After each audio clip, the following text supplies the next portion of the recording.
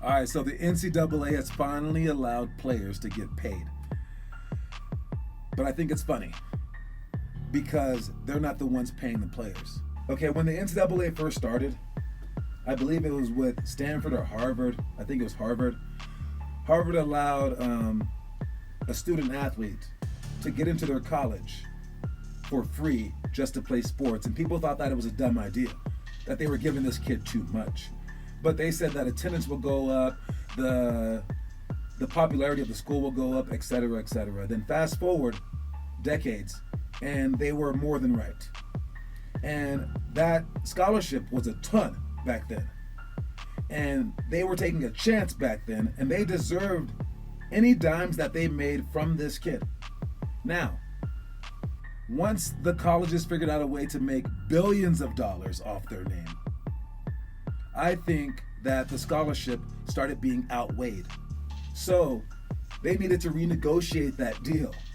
Because if I found a way to make money off your name, and I gave you $50 a week, and I was making $50 a week, you might allow me to do that. But if I somehow re-engineered it to where I can make $1 million off your name, and I still gave you that $50 off your name, you would want a new deal. So what the NCAA finally figured out was that these players and their demands weren't going away. So they said, well, then let's get them paid as well. And you realize how silly it was. They were allowed to make money off the kid's name, but the kid wasn't allowed to make money off his own name. And that doesn't hold true for any occupation on earth, no matter how old the kid is. All right? These colleges were making big bucks, or are making big bucks off these kids' names. And now the kids are finally allowed to have the opportunity to make money off their own name. But that money is not coming from the NCAA. It's coming from elsewhere. And I find that absolutely hilarious. All right, the NCAA, they're very, very good at making money. And maybe the players in their own right will become good at making money. But I believe that some of the money needs to come from the NCAA just automatically. And it needs to be more than what the scholarships are allowing.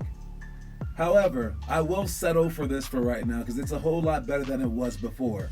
But the NCAA, they need to look at themselves in the mirror and realize that exploiting these players for major profit is not the most admirable way to do things.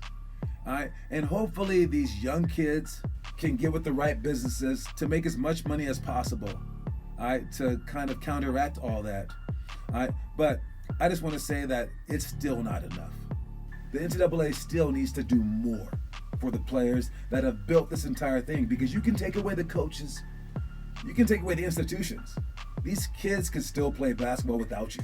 I mean, as long as someone had a camera hooked up to YouTube, they could get some views and get some money on their own. They absolutely don't need these colleges, and the players have all the power in the world. But they're making just a sliver of the actual profits, and that's a crime. I don't know how to fix it, but maybe this is the first step to fixing it, but the steps are not done.